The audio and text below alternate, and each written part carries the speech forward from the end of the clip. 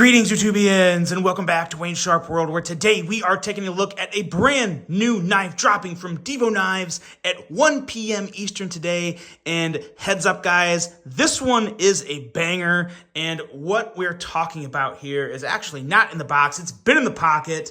This is the Devo Mash V2.5. Now, before I go any further into this review, I'd like to thank you guys for tuning in today. If you like what you see, please do me a huge favor, hit that subscribe button, follow along, and I will continue to bring you the content. Now, let's take a look at some overall specs on this knife right here. We have an overall length coming in at 7.6 inches with a blade length coming in at 3.3 inches and a blade thickness at 120 thousandths. We have blade material of 154 cm. Where is it at? Oh yeah, it's right there, 154 cm. We have a handle length of 4.3 inches with a blade grind of a hollow grind. Got a very nice, sleek, modified sheep's foot style blade. A handle thickness at 475 thousandths. Handle material on this specific model is clearly carbon fiber, but there are also two titanium options, kind of more of a regular titanium and then a flame titanium, which is pretty sweet. We have a very, very nice liner lock, which I will say a lot more when we get to the handle portion of the review, because I'm really digging what they did here. We have a user of a right or left hand tip up carry. Weight coming in at a ridiculous, and I mean ridiculous, 2.5 ounces. For a knife that is 7.6 inches long, 2.5 ounces is pretty insane. Now, the titanium version is going to be a little heavier. That's going to be coming in at 3.6 ounces. Designed by Kev of Lefty EDC, as well as Colin Mason Pierre, both owners of Devo Knives, as you see right there. We have a price. So the regular retail price for this is $149. But lucky for you all, I have a discount code, WSW10. We'll take off 10%, knocking the total down to right around $134. Not too bad at all. And you want to act fast because there's only going to be 100 of each version. There's 100 of these. There's 100 of the flame titanium and 100 of the other titanium version. And also the BladeBinge has their own special version of this. I'll have that link below as well. It's an all blacked out version. I don't know if there's any left. That actually dropped yesterday, but all the links will be below for you. Let's take a look. Before we do size comparisons, let's take a look at the box. What it comes in, here is the box. It comes with a really nice, really big towel here. Could be a cloth. I'm going to call this a towel. It's almost like a hand towel, but like a microfiber towel with the Devo Knives logo on it. And some really cool stickers. This one here, one of the best stickers out there, dead nuts, which is exactly what this blade centering is right here. Dead nuts. Really, really good job on the blade centering. Let's take a look at some size comparisons, see how it stands up to some other knives here. We have the Civivi Sikoke as well as the Kaiser Escort. Two really good size comparisons right here. Escort's a little longer, but the Sikoke is right there. As a matter of fact, it is there. Pretty much the exact same length on these two. And then one more for your eyeballs. And of course, you knew it was coming. The Vosteed Thornton. And actually, this is a pretty good comparison to the Thornton. Very similar in overall length. And both have some modified sheep's foot. So you guys know I really like the taste in Devo's choice of blade shape there. Good stuff going on right there. Now, let's talk about this knife, because this is one of many very satisfying and impressive offerings that have come from Devo Knives lately, including their little nip that I actually don't have right next to me, but a small version, a little fifth pocket knife, the nip. This is obviously preceding that, but really good stuff going on here. We have a blade that is a really, really nice modified sheep's foot. Some people might argue it's a reverse Tonto. Whatever it is, it's stinking gorgeous. Very, very nice hollow grind on that. I don't want to touch it because then I'll get my fingerprint smudges on it. And I'm trying to show the knife off right now, not get it all smudgy. We'll do that when I put it to use. But the blade, the edge in general on this knife is very nice, coming in at 18 thousandths. Anything around 19, 18 thousandths or less with a good quality hollow grind is going to perform just fine when it comes to those EDC tasks, and that's exactly what this does. It exceeds a lot of other knives in terms of just overall efficiency in cutting. Longer blade, nice size blade, really good in the hand. You have a really good purchase on that blade when you're using it, and a very nice slicey tip that is slicey but also rather strong tip. Pretty nice. I like what they got going on up there. Works really well. Have a blade cutout that is also great.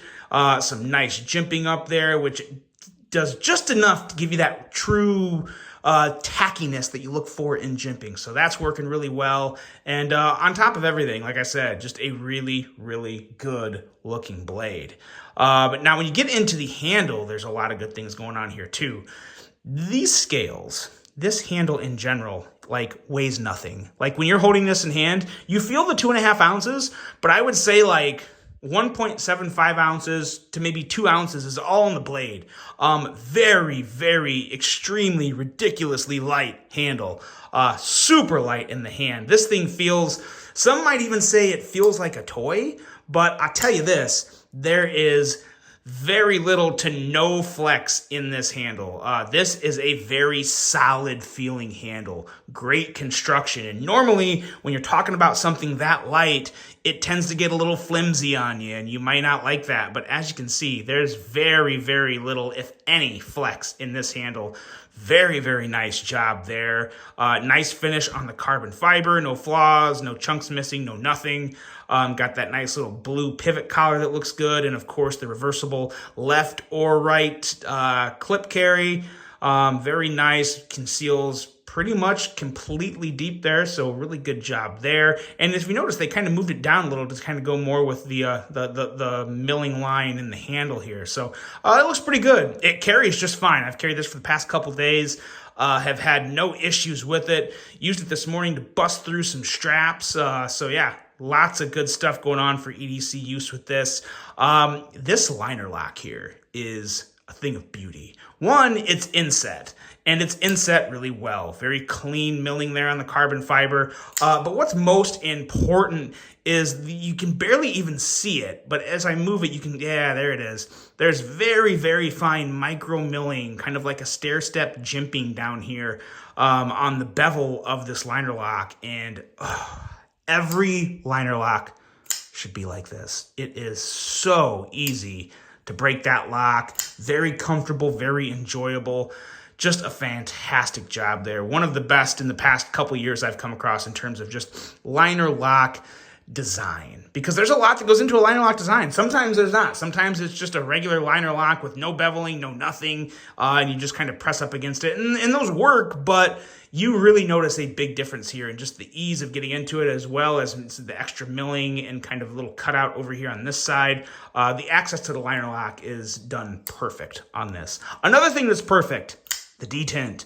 And I kind of know this because Kev over at Lefty EDC, he is very much a detint connoisseur. He is not going to be turning out some garbage detints. It's never going to happen.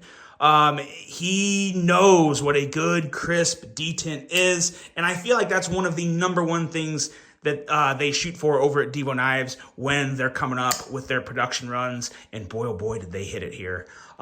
Just has the blade cut out, so that's pretty much how you can open it. You can do the thumb flick. I suck. I basically suck at doing thumb flicks with blade cutouts, unless they're a really favorable shape for my thumb. But again, I love middle finger flicking, so that's what I'm doing with this one here all day, every day, and it is so satisfying.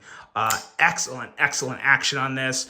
Very, very satisfying. Very good. There's very few things I have against this. As a matter of fact, I don't think there's anything. I actually like the fact that they went with 154 cm. Because if they would have went with 20 CV, we'd be talking a knife that's probably $200, somewhere in that $200-ish range, 180 to $200. Instead, they went with a totally comparable steel in 154 cm. Well, not comparable as in the same as 20 CV, but a sufficient steel. Excuse me, sometimes I get lost in my words there. But no, a totally sufficient steel for EDC. 154 cm, Kaiser uses it a lot. There's a bunch of other companies using it. It works great. And the extra money that you're paying of the the total $134 that you would spend on this if you use my code. That goes into the carbon fiber handle and all the work on the liner lock here. And believe me, there's a lot of detail there. It feels good. The overall finished product is very much worthy of $134 to me. I have no issue with that. So yeah, really, really nice offering coming out of Devo Knives. I do think they'll go pretty fast. So definitely hop on, grab yourself one if you want to pick one up. And I don't think you'll be disappointed. Really, really nice EDC knife here. Good looker, good user. The Devo Knives Mash V2.5. Guys, let me know what you think about this model. Let me know what you think about Devo Knives in general. I feel like they're just continue to come on stronger and stronger, and very excited to see what they have coming down the road here. I know of a couple models, and one of them I'm already very excited for, and I'm sure you'll be seeing that on the channel as soon as it drops. But for this one, it's dropping today, 1 p.m. Eastern Time. Get it while the getting's good. Hope you guys enjoyed this one. Hope you have a great rest of your day, and until the next one, I'm out.